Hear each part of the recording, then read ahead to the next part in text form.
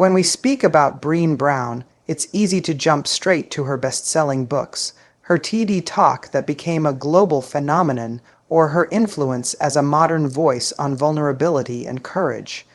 But to truly understand her message, we have to return to where it began, with faith. Not faith in a purely religious sense, but faith as a deep trust in something larger than certainty. Breen often describes faith as the willingness to move forward even when we can't see the path ahead. It's the quiet courage to say, I don't know how this will turn out, but I'm showing up anyway. For Breen, faith was not inherited as a rigid belief system. It was cultivated through struggle, doubt, and discovery. She grew up in a culture that often equated strength with control, where perfectionism was seen as protection. Yet as she delved deeper into human emotion through her research, she realized that this constant striving for control was the very thing that disconnected people from one another. Faith, she learned, was not about certainty. It was about surrender, letting go of the illusion that we can predict or manage every outcome. In one of her most reflective moments, Breen shared that faith is not about being fearless. It's about taking the next right step, even when fear is present. It's about trusting that vulnerability. The act of being seen, of risking rejection, of standing unguarded isn't a liability, but a source of power. Her work taught her that when people lose faith, they often lose connection, not only with others, but with themselves. Because, at its core, faith is the bridge between the unknown and the courage to show up fully human in the face of it. There's something deeply psychological about the kind of faith Breen embodies. It's not blind optimism, nor is it naive hope. It's a disciplined trust in our own resilience and in the goodness of shared humanity. Faith, for her, is an act of emotional maturity. It's choosing to stay open when everything in us wants to shut down. When she speaks about the human experience, she often reminds us that we are wired for connection, yet connection requires risk. It requires stepping into relationships, projects, and dreams without any guarantee of how they'll unfold. Faith is what allows that risk to become bearable, and this idea isn't just philosophical. It's deeply personal. Breen has spoken about how her own life unraveled during the height of her early research. She thought she was studying vulnerability from the outside, analyzing it with academic precision. But she discovered that to truly understand it, she had to live it. That realization broke her open. It forced her to confront her own fears, her need for control, and her resistance to being seen. What held her together through that transformation was faith, the belief that falling apart was not failure, but part of becoming whole. This kind of faith requires courage, but it also requires compassion. It means forgiving ourselves for not knowing, for not being perfect, for not always being strong. It means embracing the messy, uncertain process of being human. Faith reminds us that we don't need to have all the answers to belong. We just need the willingness to keep showing up to our lives, our relationships, and our calling, with open hearts and steady hands. When we strip away the noise, faith, as Breen teaches it, becomes the quiet act of presence. It's the decision to trust that even in the middle of our doubts, something meaningful is taking shape. It's the belief that our efforts to love, to lead, to create, to connect, all matter, even when the results aren't visible yet.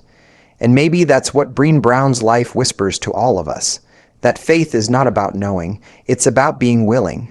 Willing to be seen, willing to be changed, willing to step forward when everything inside you wants to step back. Because in the end, faith is not the absence of uncertainty, it's the courage to live inside it. When Brené Brown first began studying human connection, she didn't set out to become the voice of vulnerability.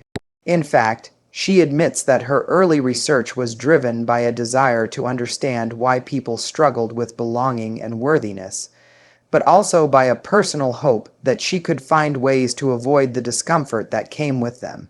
What she discovered instead changed the trajectory of her life and the lives of millions. Through years of qualitative research, Breen uncovered something radical. The people who lived with the greatest sense of joy, purpose, and love were not the ones who avoided vulnerability, but the ones who embraced it. Vulnerability, as she came to define it, is the willingness to show up when we have no control over the outcome.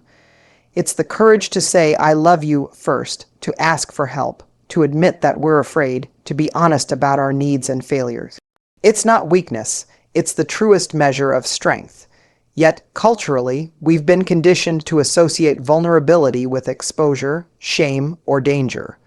We armor up to protect ourselves from pain, but in doing so, we also protect ourselves from joy, creativity, and authentic connection. Breen's insight was simple but revolutionary. The armor we wear to avoid being hurt becomes the very thing that prevents us from being seen. The turning point in her work and in her life came when she realized that vulnerability is not just a psychological state, but a spiritual practice. It demands humility, courage, and trust. It means choosing authenticity over approval, truth over comfort. Breen has often said that courage and vulnerability are inseparable. You cannot have one without the other. Every act of courage begins with uncertainty, risk, and emotional exposure. Whether you're stepping on a stage, sharing a new idea, or having a difficult conversation, the moment you choose to show up wholeheartedly, you are practicing vulnerability. What makes this truth so profound is how deeply it challenges our modern culture. We live in a world obsessed with perfection, control, and invulnerability. We post filtered versions of our lives, we strive for flawlessness, and we equate success with never falling down. But Breen reminds us that the most courageous people are not those who never fail. They're the ones who are willing to fail publicly, learn from it, and rise again. Her phrase, "the arena," captures this perfectly. Life, she says, is not lived from the sidelines. It's lived in the arena, where there's dust, sweat, and sometimes blood. If you're brave enough to be in that space, you'll get knocked down, but you'll also experience the fullness of being alive. There's a deep psychological insight here. When we deny vulnerability, we disconnect from empathy. When we hide our pain, we numb our capacity for joy. Shame thrives in secrecy, but it dissolves in the light of connection. Vulnerability is that light. It's the act of saying, "This is me, and I'm worthy of love even here." In a world that teaches us to perform for acceptance, this is a radical act of defiance. It's also profoundly healing.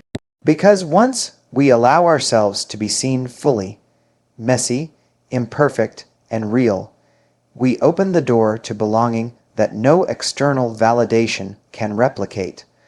What Brené Brown offers isn't a theory, it's an invitation. She calls us to live with open hearts, to speak honestly even when our voices tremble, to risk connection over comfort. Vulnerability doesn't promise safety, but it does promise authenticity. It reminds us that we don't have to be perfect to be worthy. We only have to be present. So, the next time you feel the impulse to retreat, to edit yourself, to hold back your truth, pause, remember that vulnerability isn't the opposite of strength, it is strength. It's what makes courage visible. And maybe that's the lesson Brené Brown has been teaching all along, that the power of vulnerability lies not in being invincible, but in being human enough to stand unguarded in the light. There's a moment in every meaningful life when you realize that courage and comfort can't exist in the same space. Brené Brown has returned to this truth again and again, both in her research and in her personal journey. It's not a slogan, it's a lived reality. Courage, she reminds us, is a decision, not a feeling. It doesn't arrive fully formed. It's built choice by choice, conversation by conversation, moment by moment, especially when comfort whispers that staying small would be easier. When Breen speaks about courage, she doesn't paint it as a dramatic, cinematic act. Instead, she brings it down to earth, showing us that courage happens in quiet, everyday choices. The courage to tell the truth in a difficult meeting, to apologize when you've hurt someone, to pursue a dream that others might not understand. In her early career as a researcher, Breen spent years collecting stories from people who described moments of transformation. What she discovered was that courage was not about being fearless. It was about being fearful and showing up anyway. Courage was never clean or convenient. It was messy, uncertain, and deeply human. Her own career is a reflection of that. As an academic, Breen was trained to analyze emotions from a distance, to treat vulnerability and shame as abstract concepts. But when her research pointed back at her, when she realized that living wholeheartedly required practicing what she studied, she had a choice: stay comfortable in the safety of analysis or step into the discomfort of authenticity. That decision became the heart of her message. She chose to be in the arena, to live what she was teaching, and that changed everything. Stepping into courage often means disappointing comfort. It means risking judgment, failure, and even the loss of approval. But it also opens the door to meaning, connection, and growth. The irony is that we spend so much of our lives trying to avoid discomfort. Yet discomfort is the birthplace of every worthwhile thing: love, creativity, innovation, belonging. Breen's phrase, "choose courage over comfort," isn't just motivational. It's a psychological challenge. It's an invitation to reframe discomfort not as danger, but as evidence that we're on the edge of transformation. When she teaches leaders, educators, or parents, she often says that vulnerability without courage is exploitation, but courage without vulnerability is impossible. To lead, love, or create with integrity requires both. It requires standing in uncertainty and still moving forward with clarity and purpose. Courage isn't reckless, it's intentional. It's the willingness to act from values, not fear. That's what she calls wholehearted living, when the alignment between what we believe and what we practice becomes visible in how we show up. Philosophically, courage represents the alignment of heart and action.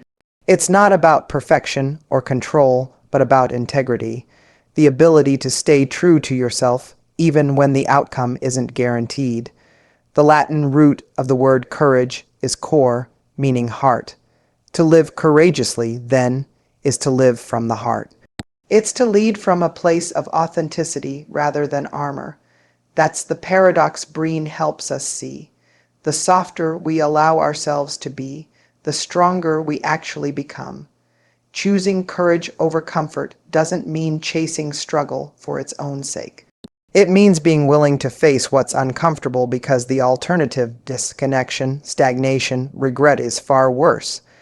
Every time we choose courage, we expand our capacity for empathy, for love, for purpose.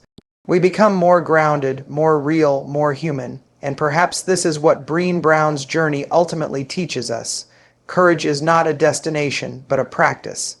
It's something you recommit to daily, especially when life feels uncertain or overwhelming. It's the promise to keep showing up, to keep speaking truth, to keep choosing growth even when comfort tempts you to settle.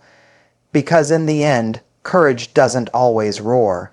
Sometimes it's the quiet resolve to rise again, to stand in your truth, and to keep your heart open, no matter how many times the world asks you to close it.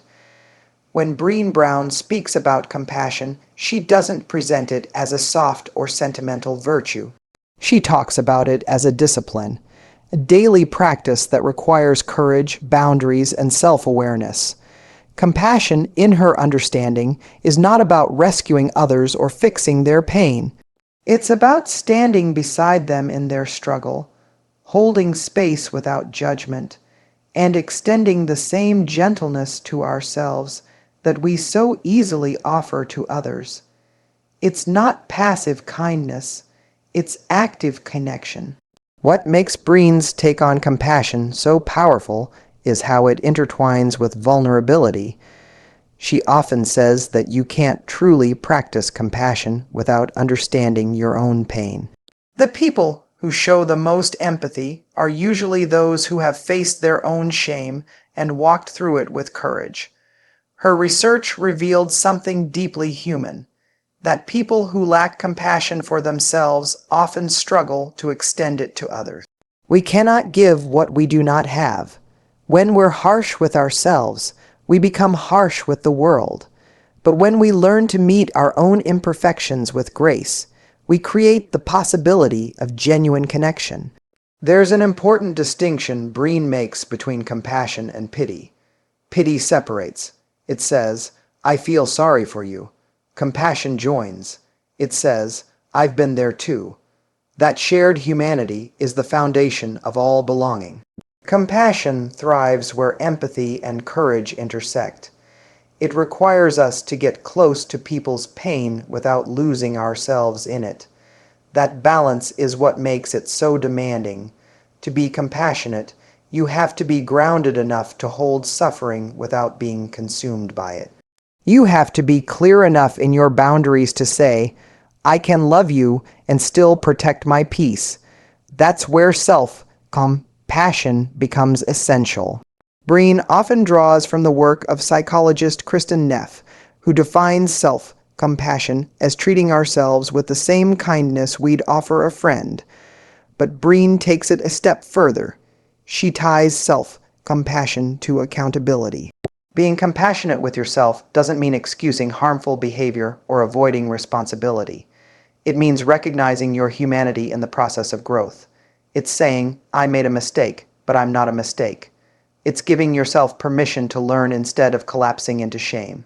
This approach has profound implications for how we live, lead, and love.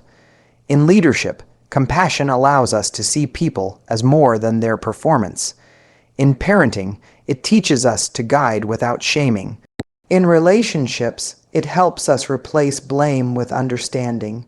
Compassion, when practiced deeply, changes the emotional climate around us. It dissolves defensiveness. It opens dialogue.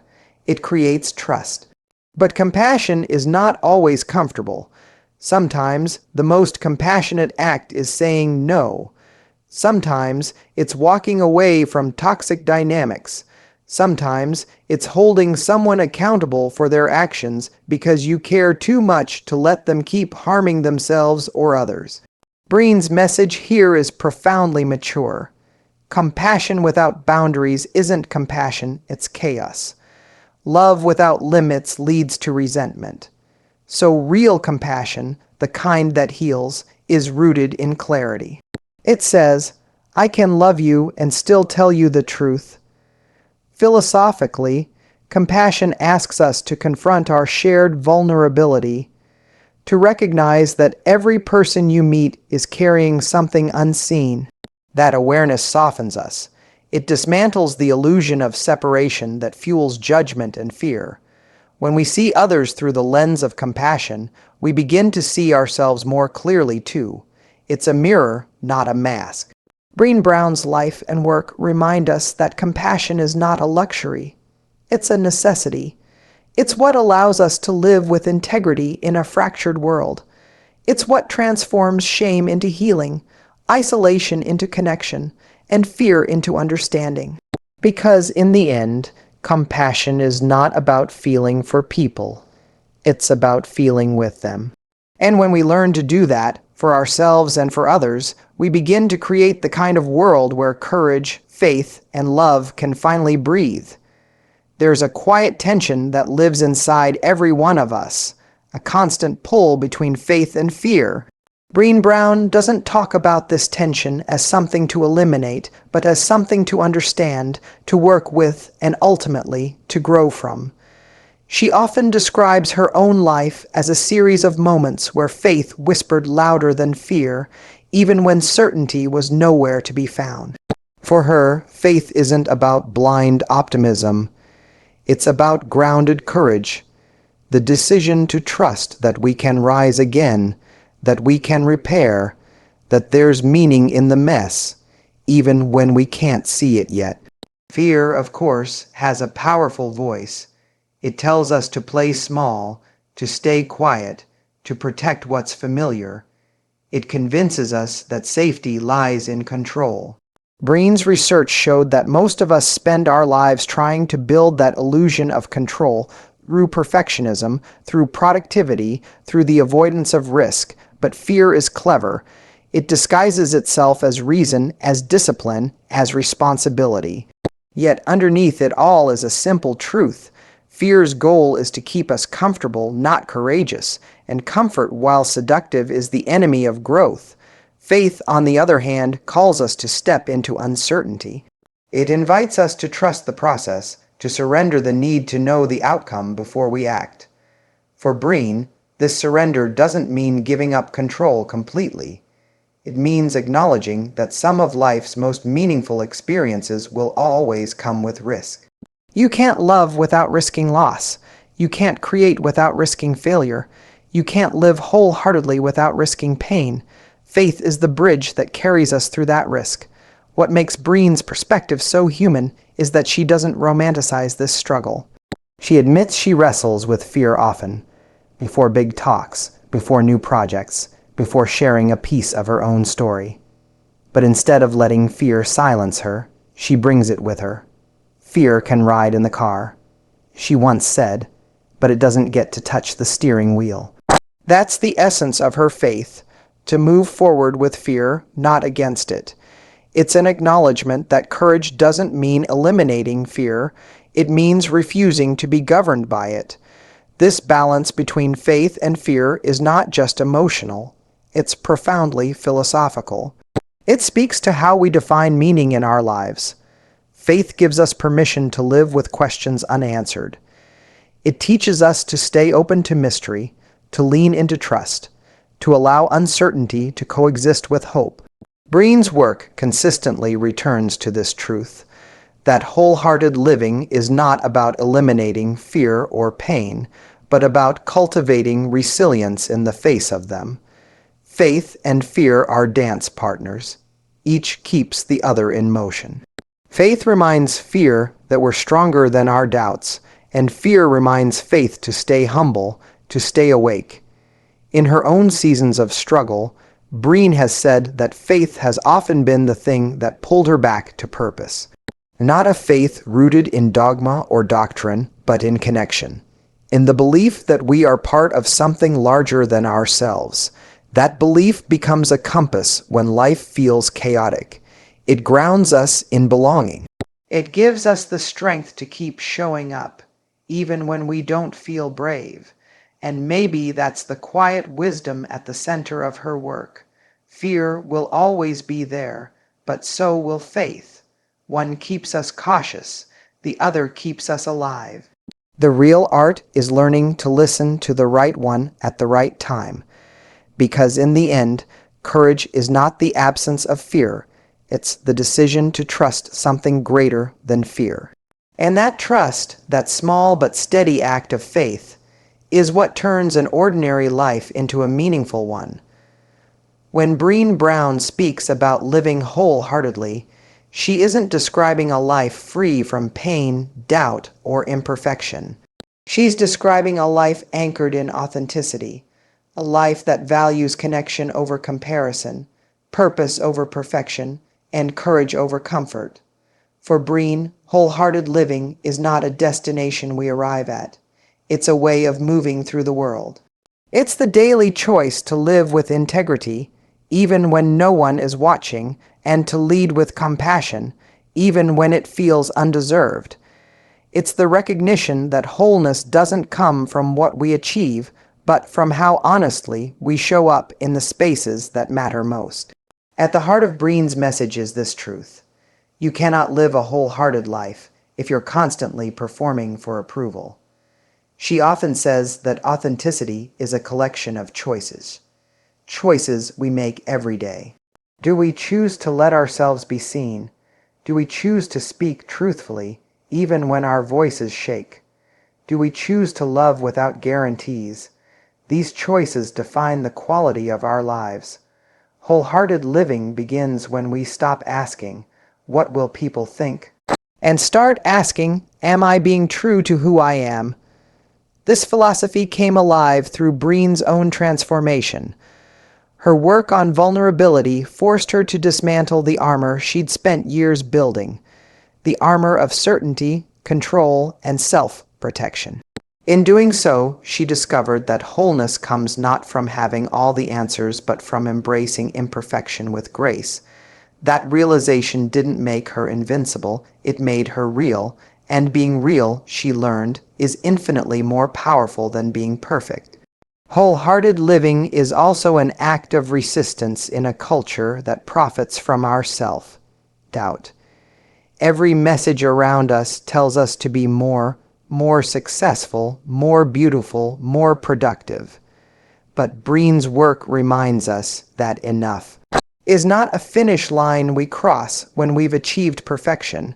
It's a belief we claim when we decide we're worthy right now as we are. That shift, from proving to belonging, is the foundation of a wholehearted life. To live this way requires courage. It means risking rejection by being authentic in a world that rewards conformity. It means choosing empathy over judgment, especially when it's easier to stay detached. It means leaning into the discomfort of our emotions instead of numbing them away. Wholehearted living doesn't promise ease, but it does promise meaning. It asks us to participate fully, to be present, to be engaged, to be awake. What's striking about Breen's vision is that it's both deeply personal and profoundly collective. Wholeheartedness is not just about how we treat ourselves. It's about how we show up in community. It's about creating spaces where honesty is safe, where kindness has structure, and where people can bring their full selves without fear of being diminished. Her message to leaders, teachers, parents, and creators is clear. The world doesn't need more perfect people. It needs more present ones. People who are grounded in self-awareness, guided by empathy, and brave enough to live their values. In many ways, Brené Brown's legacy is not just her research or her writing. It's her invitation. She invites each of us to take off the armor, to risk being known, and to live from the inside out. To stop chasing the image of a life that looks good and start building one that feels true. The path of wholehearted living isn't linear, it's cyclical. We fall, we rise, we learn, and we try again.